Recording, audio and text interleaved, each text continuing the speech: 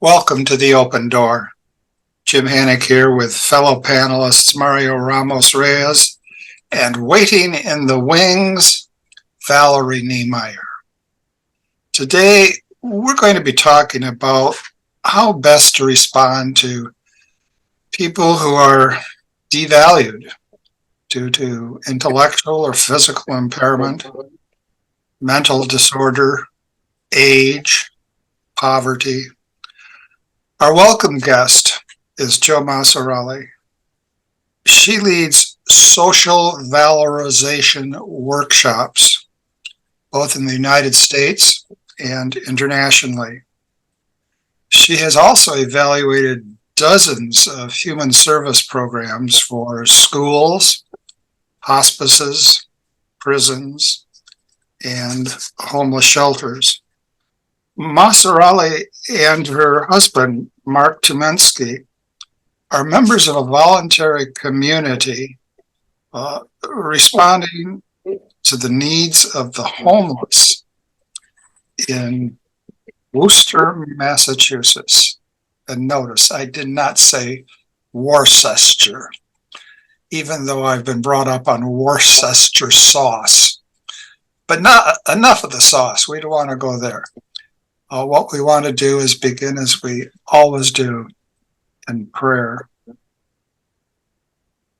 Come, Holy Spirit, fill the hearts of your faithful and kindle in them the fire of your love. Send forth your Spirit, and they shall be created, and you shall renew the face of the earth. O God, who has taught the hearts of the faithful by the light of the Holy Spirit, grant that in the same Spirit we may be truly wise and ever rejoice in his consolation. Through Christ our Lord. Amen. Amen. Now, you met, Jo, with our waiting in the wings person, Valerie Niemeyer, and she told us a good deal about you, and we also have already chatted with your husband, Marc. I wonder if you could tell us about that occasion on which you and Valerie drank coffee and discussed the woes of civilization. Yes, we did. It was in Omaha, Nebraska. Marc and I were there for last May because the Festschrift in honor of Dr. Wolf Wolfensberger, our professor, was being hosted by the University of Nebraska Medical School. And so that's why we ended up in Omaha. And we met with Valerie and her son, Henry, a delightful young man. And many of my colleagues got to meet them as well. And so she really got the deep dive into social role valorization over that cup of coffee. So we were in Omaha, as I said, for this Festschrift for Dr. Wolfensberger. It's an odd word. So for those of you who might not be familiar with it, it comes from the German Fest, celebrate, Schrift, writing. And it's a group of people who gather together for a beloved professor to celebrate in writing and in conference his works or her works. And so several of us gathered, about 45 of us gathered at the medical school to fet Dr. Wolfensberger. So we each wrote a chapter and then presented it in conference, and then it was compiled into a book. And so that's why we were all there. Very good. Yeah. That's also, by the way, where his archives are located as well at the University of Nebraska Medical School. The Wolfensberger archives are there because he was in the faculty of the medical school in the 1960s for about 8 years there in the Department of Psychiatry.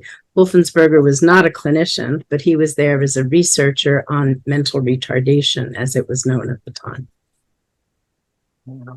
Good context for us. Mario? Well, it's very interesting, but for those like myself who do not know anything about Dr. Wolf, Wolfberger. Can you tell us who he was and also how did he influence you? Yeah, oof, that's a mouthful. And where do I begin? Dr. Wolfensberger was a professor. He was born in Mannheim, Germany in 1934. And so it was in tough times in Germany, and he lived in Germany throughout the war. He was one of those kids who was sent to the country to avoid the bombing. So he didn't live with his parents as a young child. He lived on a farm in Alsace. And so that was formative for Dr. Wolfensberger, are those war years. And he came to the US when he was 16, immigrating here with his mother. He was a precocious student. He earned his bachelor in philosophy from Siena College, which is in Tennessee, was in Tennessee, and he earned a master's degree in psychology and special education from St. Louis University, and he earned his PhD in, as it was known at the time, mental retardation research at Peabody, which is now part of Vanderbilt. So he earned his PhD when he was very young. He was about 22. And he always had an interest in people with intellectual impairments and what their lives were like, and more so what their lives had to teach all of us. And so just to kind of fast forward with his biography, in 1971, he authored the book Normalization. And that changed the face of services for people with all kinds of impairments, but particularly for people with intellectual impairments, not just in the US, but really worldwide. And then in 1983, Dr. Wolfensberger reconceptualized his work as Social Role Valorization, or SRV for short. So that's that book that I mentioned before, Normalization, was voted as one of the most seminal works, one of 25 works in the field of mental retardation that was influential worldwide in the 20th century. Anyway, enormously influential guy, very talented teacher, inspirer, exasperator of service structures, just a wonderful teacher. I first met him early on. I was 25, just 25 years old. I had graduated from university and went home to be with my family while my mom needed some help caring for my brothers. And then I was teaching high school, and they weren't paying me a lot to teach high school. So I wanted to move out of the family home at that point, couldn't afford it. So I opened up the newspaper and I read about this position where they gave you an apartment, you could live in this home and you didn't have to pay. So I didn't know it, but I was applying to be a manager of a group home. And when I was there in that group home, it was a respite house. So my housemates changed on occasion. And they were all people with intellectual impairments, people whom I really didn't have much to do with at all. And I found I really fell in love with them and fell in love with the work. And so I committed to working with people with impairments. And I liked that a lot more than arguing with the high school administration. So when I got my first job, this job in the field, they sent me to a workshop. And lo and behold, it was a Wolfensberger workshop. And it stopped me. And it made me think in a very serious way about what is happening in the world to people with impairments and what is my part in that. And it was very hard, soul searching, but Wolfensberger did that. He looked into the heart of his students and drew them out to engage them with the least among us. That was really what he did best. So from that time on, that was in 1983 when social role valorization was just being conceptualized. I decided that I needed more of this guy, and that I went to everything that he offered. He offered a whole range of workshops, and so I went to them all. And so I got to know him a little bit, although I was very intimidated by him. He was presenting a workshop in Worcester, my hometown. And so I was helping with the, getting the coffee and setting it up and that kind of thing. And the night before, I was told that I would be introducing Dr. Wolfensberger, which was such an honor. And I didn't frankly appreciate that. I was kind of a, bonehead 24 or 25-year-old. And I overslept. Aha! That's an interesting phenomenon. It's happened to us. And I got to that workshop late, and of course did not have the chance to introduce him. And all the other people were horrified when I just waltzed in and said hi, like nothing happened. Anyway, he forgave that because he saw something in me that he wanted to develop. He was always looking for leadership development. He always wanted to share his ideas and his insights so that other people could share them with yet other people. And so I don't know why he didn't give up on me, but he didn't. And at that point, I was considering a PhD in linguistics. And I was wondering, should I do that? Or should I follow this guy around? And I do not have a PhD. I have a Bachelor of Arts because I chose to follow Wolfensberger around and learn from him, and I've never regretted it. So how has he influenced me? Enormously. My whole life's work is based in his work, and I'm very privileged to be able to teach the ideas that he taught me, and he taught me to take my faith seriously. He taught me to make a commitment and stick with it to vulnerable people. He taught me how hard that was going to be.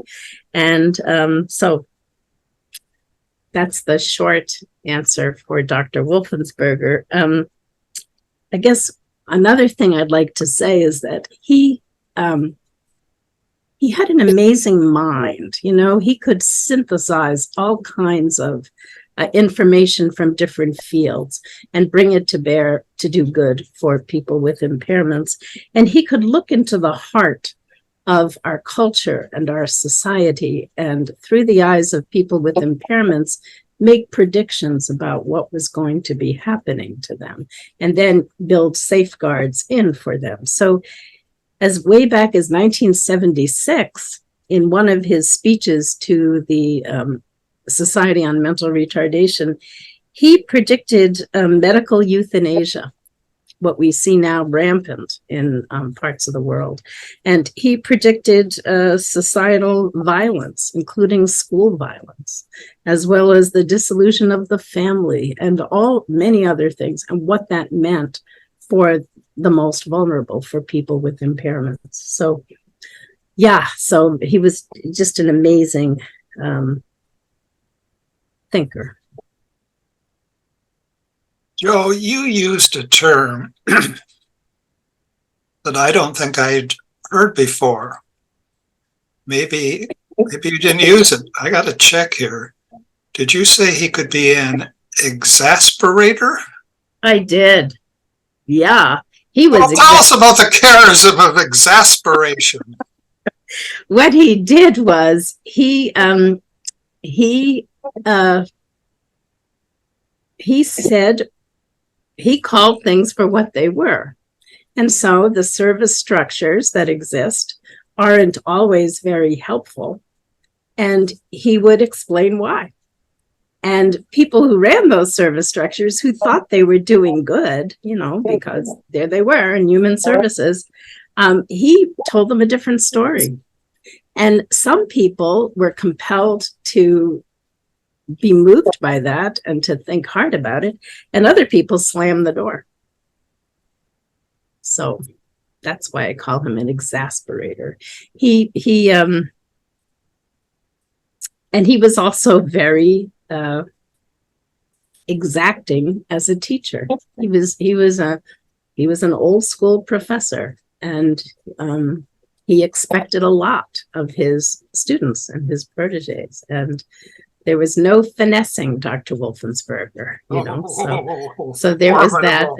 There was that as well. Exasperator. Yes, that's the guy. Yeah. I have another question to ask you, and this is a ex cuffo question.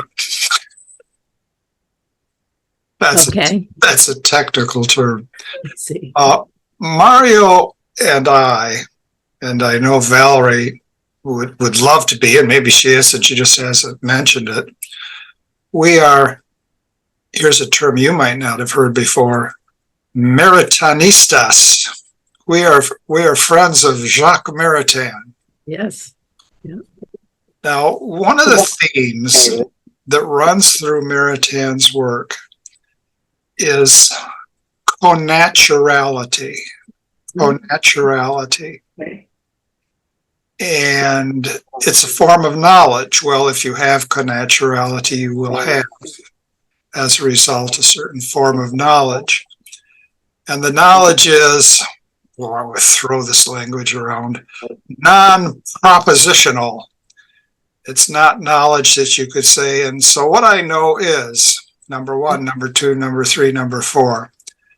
But you can have connatural knowledge, and it really is knowledge, even though it can't be expressed propositionally in terms of a series of claims. Now, the idea behind connaturality is that in some way one shares in the nature of whatever it is that one has connatural knowledge of. All right, now see if I can apply this. You said that Professor Wolfenberger could see into the vulnerable people with whom he worked, that he had a special sense of who they were.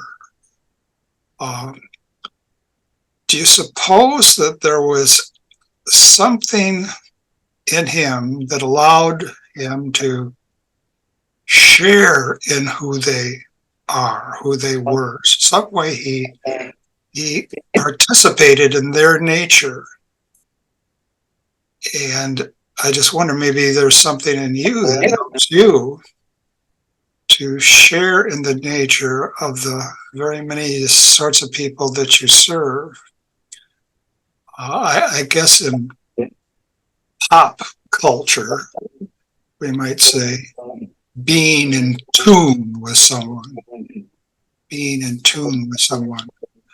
I wonder if you have any thoughts on that broad theme of connaturality. Well, that's the challenge, isn't it? To see the human being in everyone, and to see us as brothers and sisters of the same loving Father. So in a sense, we are all united in that way. We all do share in a certain nature that we're offered by our loving Father.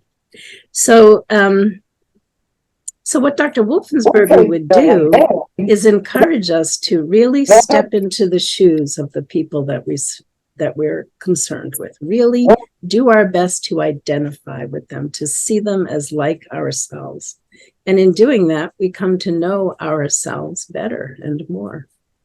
And anything personalist, especially French personalist, Dr. Wolfensberger was very moved by, he often quoted Maritain, although I don't think he would use the term Maritinista because of the guerrilla warfare implied. But that's Mario. That's Mario. He was. I'm not saying Mario's a guerrilla. He's engaged in spiritual warfare.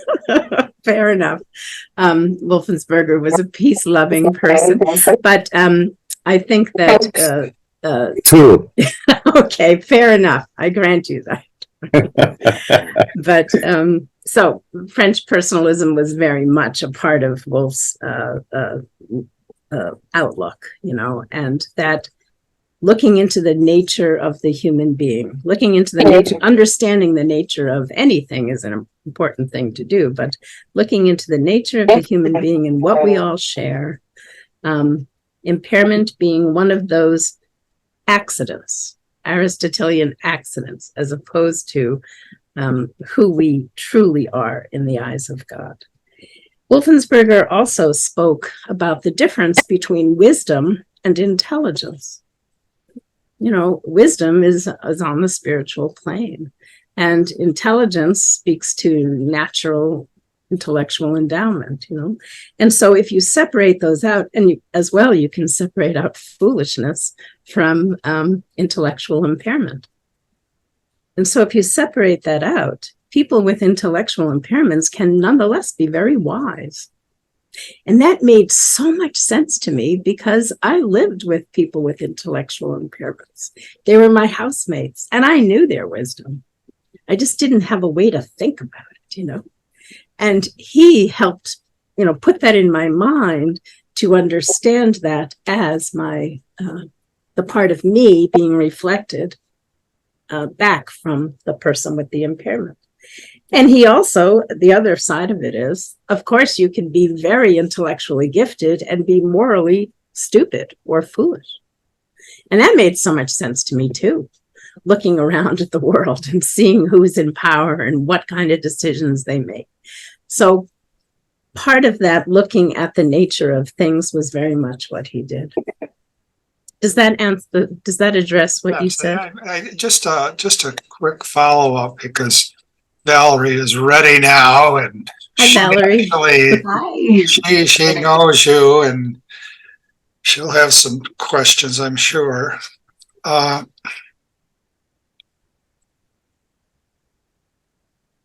Did he ever? You said he was an old-time professor. Did he ever give you a reading list of French personalists? We teach a 3-day workshop on Woolf's interpretation of personalism. It's part of the Wolfensberger Summer Institute on Moral Issues that I'll talk about a little later. And it's being offered not to make a commercial for it, but it's being offered in July of 2025. So sure, we're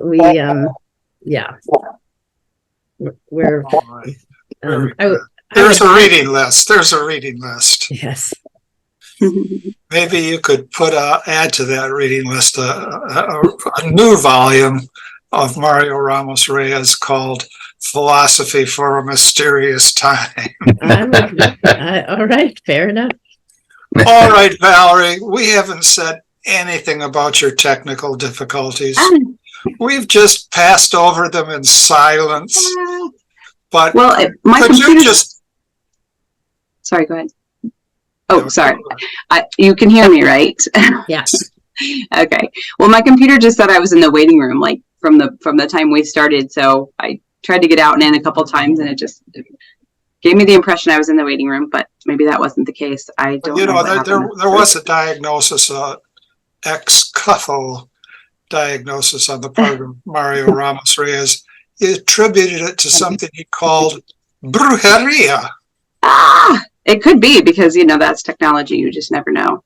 But I just wondering, and I'm sorry I did miss the beginning, but I am wondering what's the status of what's the status of the movement, the social role valorization movement, here and abroad in the world. Where are we at with kind of this change of perspective that's such a blessing? That's a good question. SRV has always been, well, let me put it this way. What's the status of the movement? I would say it's a small movement, but a robust movement. And we see it's influential now in India, in Australia, in New Zealand, in parts of Europe, across the US and Canada.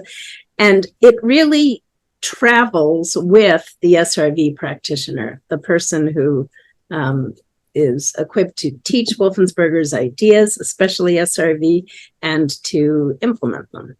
So little spots here and there, but all over the world. And we do come together for conferences. And when we do, there's a few hundred people in the room who can make it. And so we also have an international SRV association where there's a exchange of ideas going on all the time. So it's robust but small. And I suspect it will always be small for two big reasons. One is it is unapologetically allied with the least among us. And that has a way of not making a big splash in its nature. And it also is critical of a lot of the power structures that surround people with impairments. And so, the big money doesn't follow us. Let's put it that way. So what can people do to support the work and to help to grow the movement, even if they're not a part of the association, for example? Well, anyone could be part of the association for a mere $25 a year. But that aside, we spread the word with our workshops. There's been a few films, there's some writing, and people get interested in it. And like what happened to me, as I described, just want more. And so that's what grows it. So there's plenty of workshops. Our workshops are not just for human service workers. We have workshops for families and citizens, board members, all kinds of people come to our teaching events and our discussions. So that's what one can do. Well, and on a more personal note, and I don't know if this is the quote that stuck with me when I met you in Omaha. I asked you to sum up social role valorization to my son, Henry, who was with me. And you said, well, I think just that we can do people harm by treating them decently. I don't know if that's your exact words, but that's what really stuck with me, is that we can actually harm people by treating them decently. And I've pondered that, come back to that. And if I didn't quote you right, fix it. But also, I think all of us sometimes are guilty of treating somebody in our life, maybe regularly, maybe even in our own home, decently instead of lovingly. Maybe you can share your thoughts on that. I'm a firm supporter of decency, so I'm not sure I used that word. but I never treated my students decently because I was afraid I'd harm them. I think what I was trying to impart, Val, was there's a lot of harm that goes on unconsciously. We think we're being helpful, and in fact, a lot of times we're not. And that happens when we cast people in devalued social roles, thus SRV, which looks for valued social roles. So it's oftentimes the case, and very meaning well, people will infantilize people with intellectual impairments.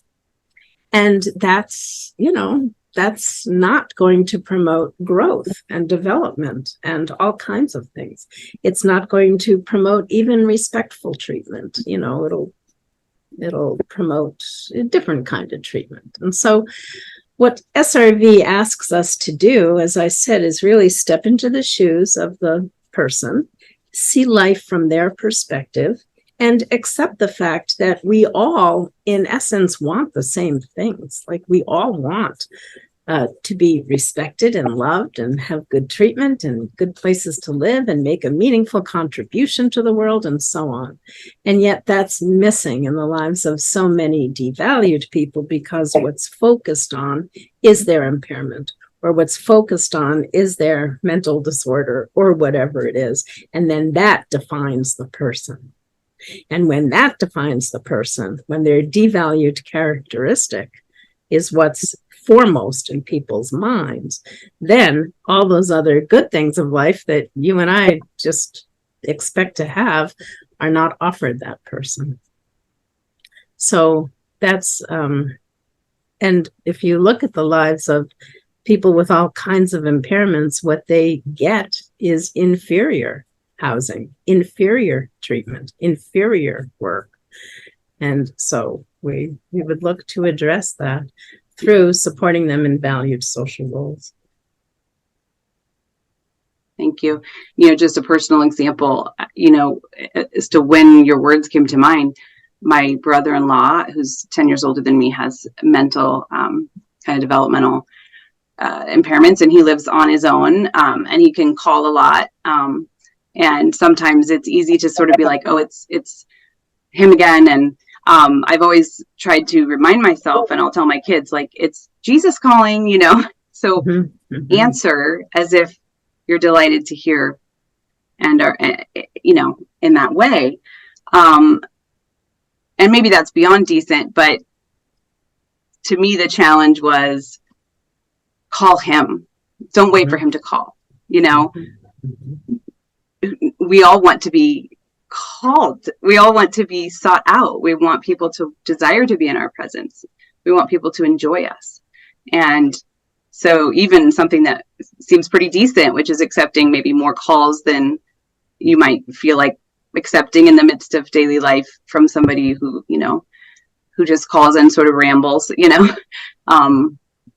that's maybe not good enough, Why not seek to love more rather than just to treat just kindly enough, And so yeah, that's a good point. It's a good point. And sometimes what's called for is just an honest expectation too. Like, look, I know that you're lonely and you want to hear another voice, and we can have lunch tomorrow, but today it's hard to pick up the phone 7 times. So I'll call you this evening and we'll set up lunch tomorrow. Like, sometimes it's also reasonable to just be straight with the person, and whether they can accept that or not. So both are called for. Yes, yes, boundaries. Yes, both boundaries. And it's been easier for me to respond in a pleasant way to him the more he's been able to respect boundaries. And so it has required that as well. So that was a good addition. So. All right, Mario. You solemn son of a gun. What do you have to say?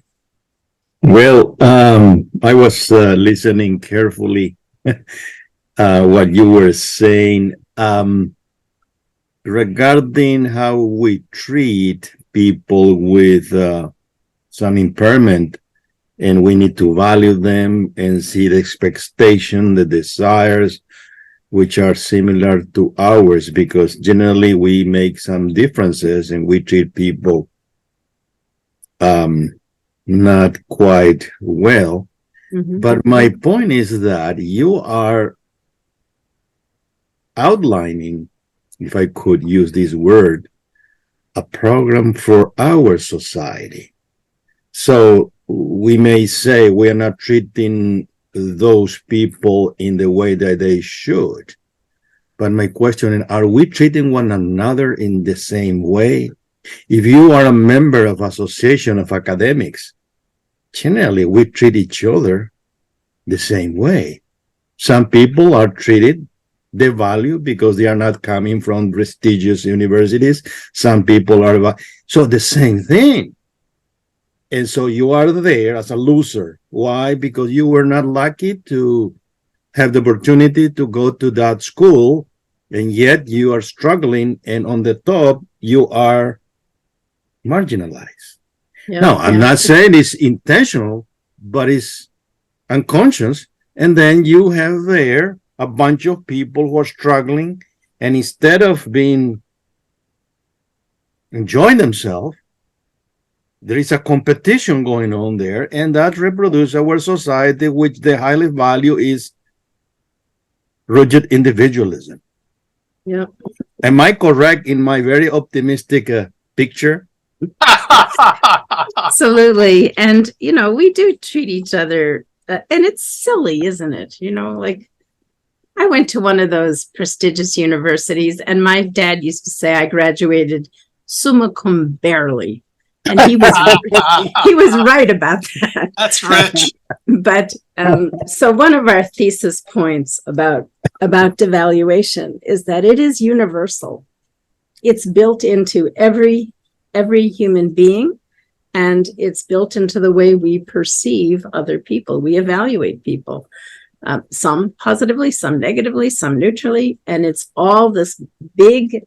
Oftentimes it's done unconsciously, but evaluation is built into the social fabric of who we are as human beings. So some people are definitely going to be on the short end of that stick. So indeed, devaluation is universal. The Christian would say it's a result of the fall from grace that our perception is so like that, but indeed it is. So what does that mean? Well, it means we'll probably never be able to eradicate it. It's built into our human perception.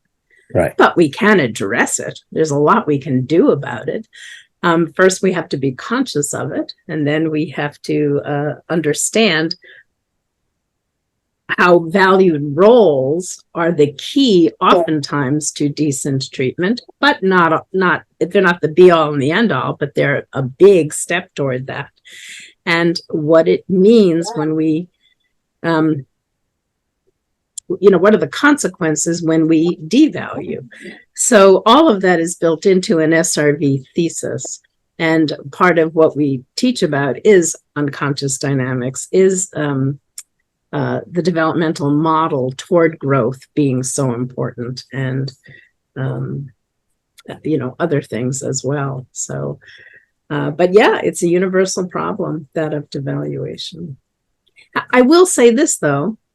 There are some people whose very identity is that of a devalued person.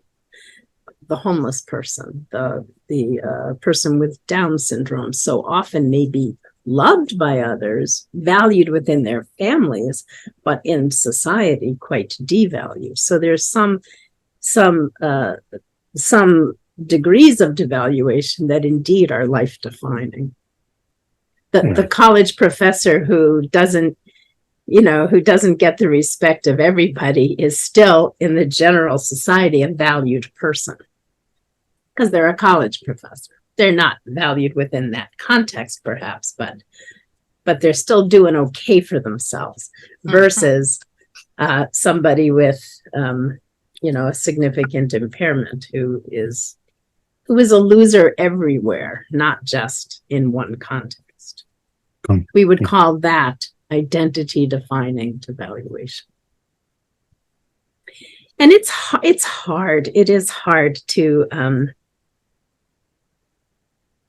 as you said, Valerie, it's hard to always be conscious of the Christ in everybody, because what comes with identity defining devaluation, might be a total lack of social grace. It might be a demanding nature. It might be an obnoxious way of speaking. I remember this guy would come to our home for food, and he was addicted to heroin, with everything that comes with that. He never bathed, ever. And as we developed in relationship, and he began to appreciate, I guess, who we were in his life, he started to hug me when he would come to the door. And I had to, honestly, every time I had to suck in my breath. And when he would hug me, I would say, he is Christ, he's Christ. But then I would say, but Christ would bathe. I know Christ bathed. And he's not bathing. And so where does that leave me, right?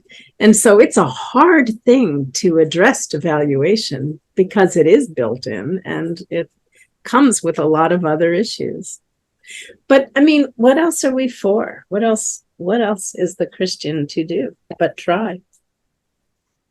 It reminds me of a movie, Entertaining Angels, about Dorothy Day. My favorite scene is her after she's taken on this life of hospitality of the homeless, the mentally ill, and all the drama and, stinkiness and even violence, that was unfolding around her all the time.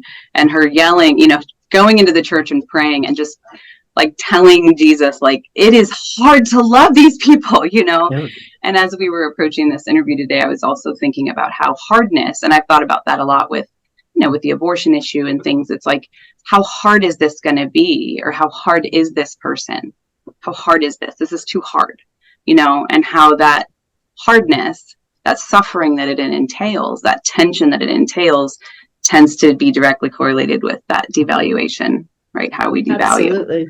Absolutely. And Dorothy Day, of course, is a beautiful example of somebody who did embrace the value of each person in her midst. And so, I remember learning that you are part of a Catholic work community. I mean, you're associated with one. Why don't you tell us more about that?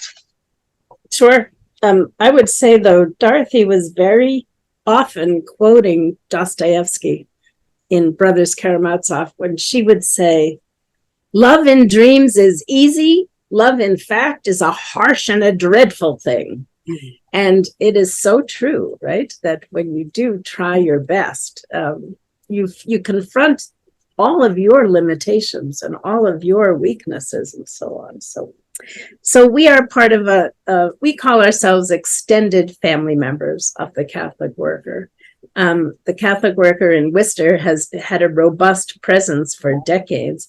As a matter of fact, the 75th and the 90th celebration of the Catholic Worker happened here in Worcester. So the Catholic Worker was 90 this year. It was started in 1933, as you know, by Dorothy Day and Peter Moran. We have two main communities. One is called the Mustard Seed Community. It's a soup kitchen. And then we are more closely allied with St. Francis and Therese House. And it's a small shelter for people who don't have a place to live. And within the family home of Scott and Claire Schaefer Duffy, they house between 6 and 8 homeless guests a night. And on occasion, we take their overflow guests for short term, but Mark and I are much more geared for longer term hospitality. So we have helped people get on their feet, and people have stayed with us for anywhere from a winter to 2 years to 16 years. Ron came as a homeless guest, but he became a family member, and he actually stayed with us until he died. So you never know, but long-term hospitality is pretty much what Mark and I are more vested in. Yeah, and then people in the neighborhood know they can come to the Pink House on Oxford Street for a meal or for a ride or other instrumental sorts of help. So that's part of who we are too. So that's the Catholic Worker in Worcester. So clearly the charism of the two, of Dorothy Day and Wolfensberger, you sort of have this, again, kind of co-naturality, right, with the two of them. So do you have any other thoughts on the two of them and their place in Christianity and in the world? Absolutely. Wolf was a member of a Catholic Worker community in Syracuse, New York. It was called the Unity Kitchen Community of the Catholic Worker. And so he was very active in that community. So Dorothy Day and her charism was important to Dr. Wolfensberger. But I never want to leave Peter Moran behind either, because there would be no Catholic Worker without Peter Moran, who was Dorothy Day's co-conspirator in putting together houses of hospitality and then inspiring them.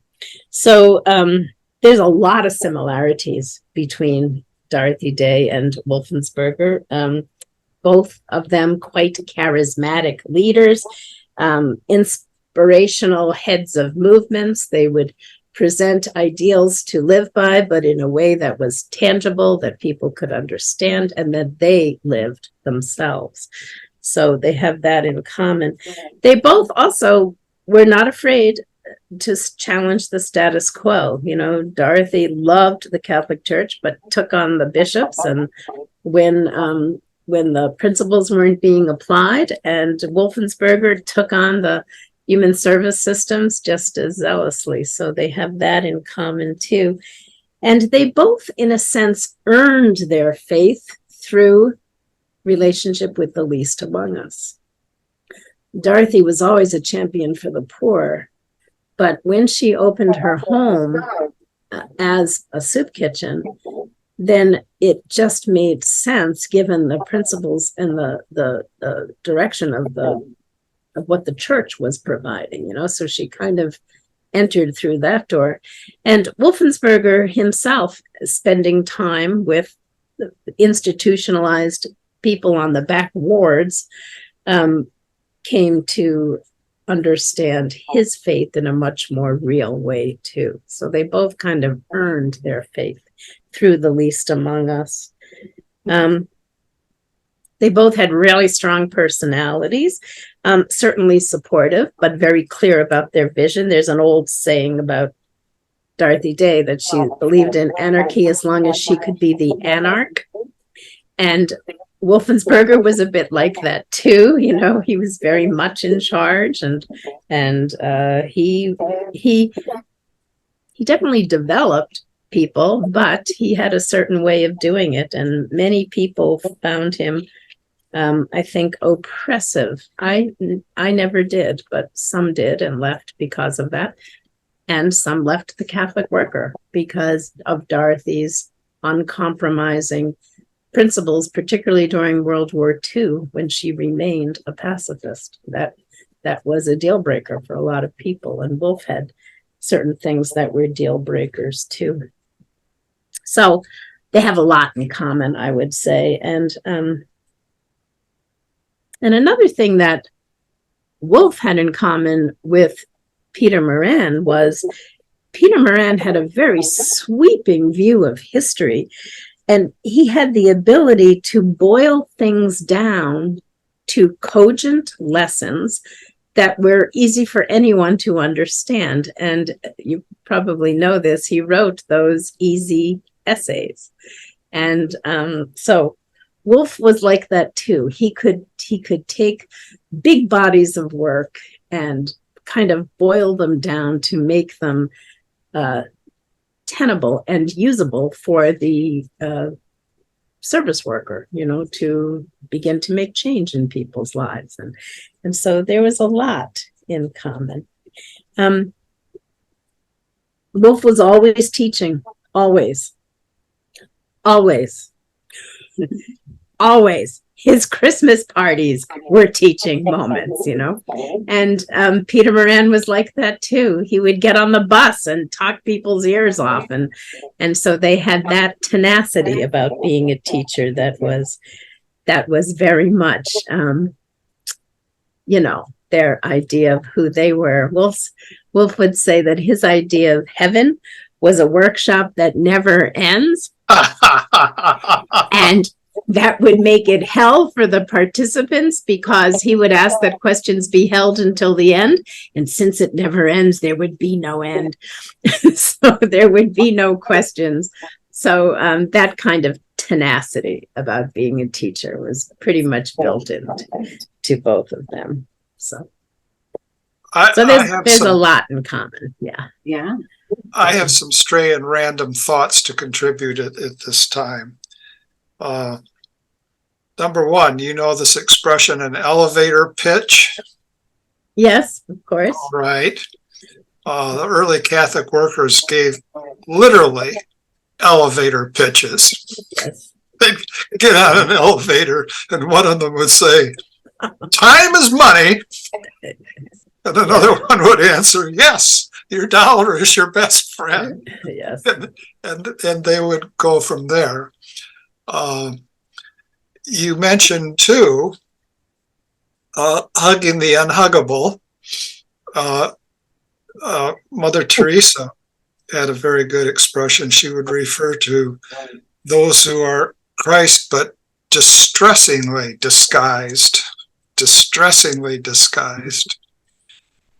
And on a lighter note, and then I'll get to a heavier note, You mentioned that for a mere $25, which you probably thought was a modest sum, people could join in the social valorization movement. Okay, it's not a penny a copy. It's not a penny a copy. You've got it up to $25. Now, virtue lies in the mean. We in the American Solidarity Party, and that's Valerie and Mario and myself, want you to know that for a mere $10, you can become a voting member. So that's something to keep in mind. All right, I will. Oh, wow.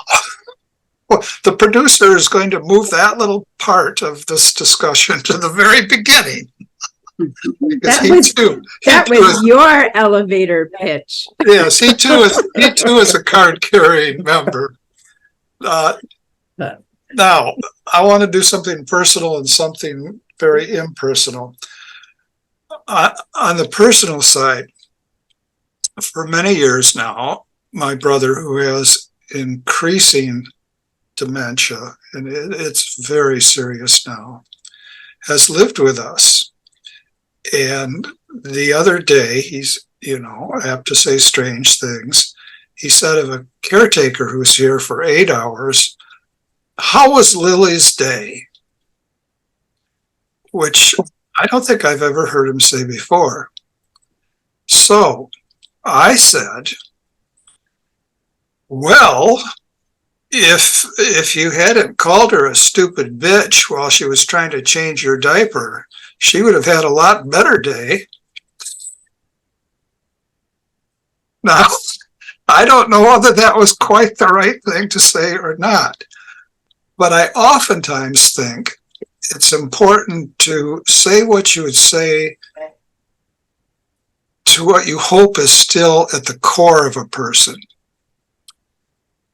And I have a son who is, in the argot of the day, schizoaffective. And I also have, this is minor consideration, I have a pretty bad memory. So when he comes for his medications, most days, he's supposed to come every day, we give him $20 for food money. Well, I'm pretty sure he scammed me the other day because there were so many things going on. I think I gave him the $20, but he insisted that I didn't. So I got another $20 and gave him the $20, and he looked at me and he said, I would never lie to you. What? He's lied to me tens of thousands of times.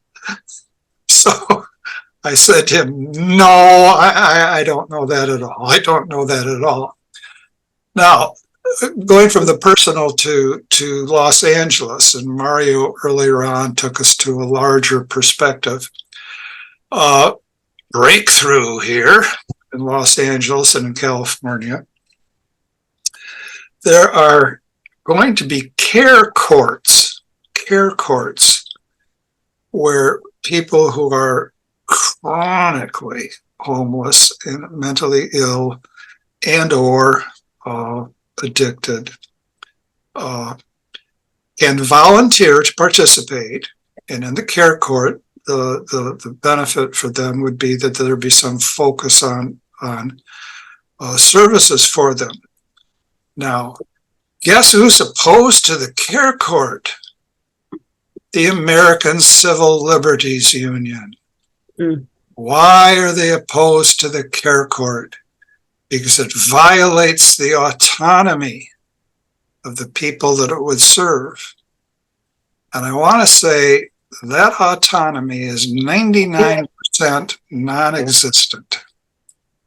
And I want to say, not as Peter Moran would say, but as Ludwig Wittgenstein would say, another of my mentors, the ACLU is in the grip of a theory, and it's a very bad theory, the theory that everybody is somehow autonomous fully, and that full autonomy is the overarching value of life, whereas in fact, it's not.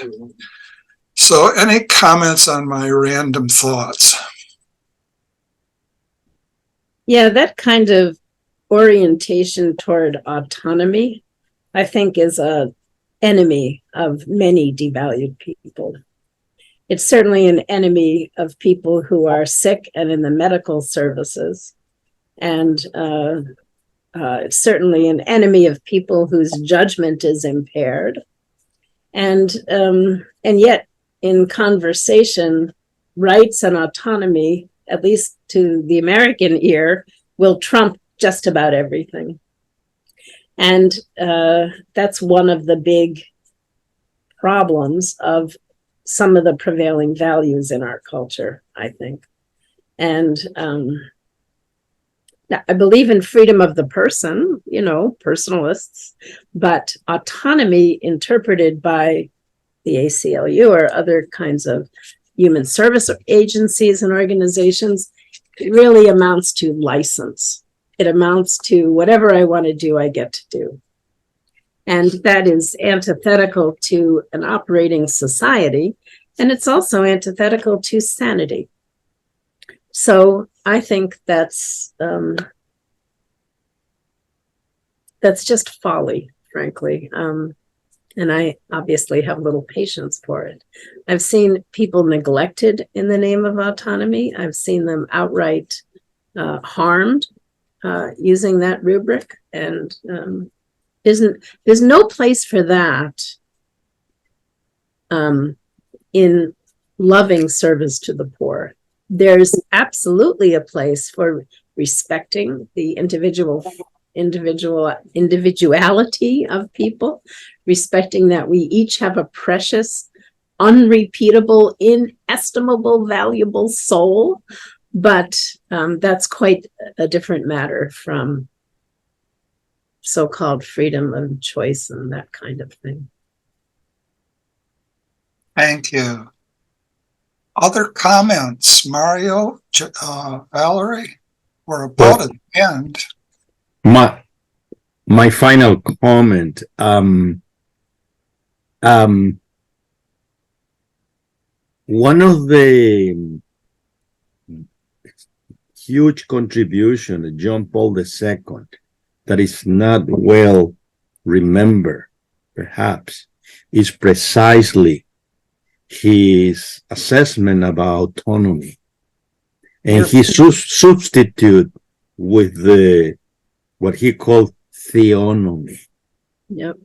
And also is not the categorical imperative what must guide us rather than the personalist norm. Mm-hmm. And so how then we go about and develop that and apply that, sometimes it's a challenge. And going back to what you said, I think is key. As a Maritanista, the knowledge by inclination, as Maritain says, connaturality, which is something that I'm talking about teachers must develop, because it's not just a knowledge by the intellect. Also, you need to add affection. Yeah. And so there is a relationship, very close relationship between hospitality and connaturality. Yes, because indeed. sometimes we teacher propose arguments, syllogism, etc., which are not really reaching to the mind because we are not open to the affection to love the other. And so I think that's a very key explanation, I think, why we are have followed someone, not because the intellect. I follow, let's say, Maritain, not by the intellect, rather than the way by which he approaches reality, even though I never met him. But there is something in our being which is not reduced to our intellect. And so our civilization is based on generally devoid of this affection, even though it's some sentimentalities everywhere. But I think that's something that we need to work on, and personalists are the best equipped to do so. Yes. That's my final pitch. Yeah. You know, Valerie. that's wisdom as opposed to intellect. Valerie. Well, if I may, I keep coming back to Henry Nouwen, and I'm probably pronouncing his name wrong, but I'm just going to read. This is from his book, Bread for the Journey. Who are the poor? The poor are at the center of the church. But who are they? At first, we might think of people who are not like us, people who live in slums, people who go to soup kitchens, people who sleep on the streets, people in prisons, mental hospitals, and nursing homes. But the poor can be very close. They can be in our own families, churches, or workplaces. Even closer, the poor can be ourselves, who feel unloved, rejected, ignored, or abused. It is precisely when we see and experience poverty, whether far away, close by, or in our own hearts, that we need to become the church. That is, hold hands as brothers and sisters, confess our own brokenness and need, forgive one another, heal one another's wounds, and gather around the table of Jesus for the breaking of the bread. Thus, as the poor, we recognize Jesus, who became poor for us. I think Nouwen has a lot to say about these topics, but I know in my own experience, that's how that faith coming through the least of these, that for my own encounter with the poor enabled me to experience healing of my own poverty, my own need, first of all from God, and then from community. So it's been just delightful talking to you about this theme that is central to our humanity, all of our humanity, you know, and that we can all look around us and see a place where we can live out this idea of valuing people, because all people have a role. And in our culture, we've really lost sight of the multitude of positive roles that people can have, especially the poor. So I have one last thought, and then we'll read the gospel for the day. Meritan famously said in Latin, which I won't say it, and woe to me if I do not Thomisticize. Woe to me if I do not Thomisticize. Now, woe to me if I do not Thomisticize.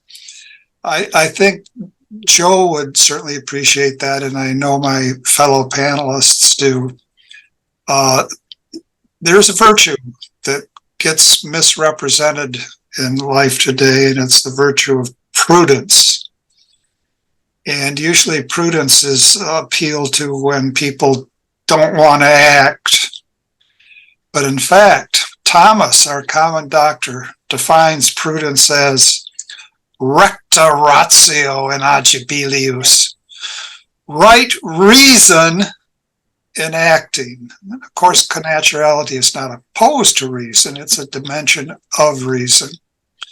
Well, gospel for today, according to Luke. After Jesus left the synagogue, he entered the house of Simon. Simon's mother-in-law was afflicted with a severe fever, and they interceded with him about her.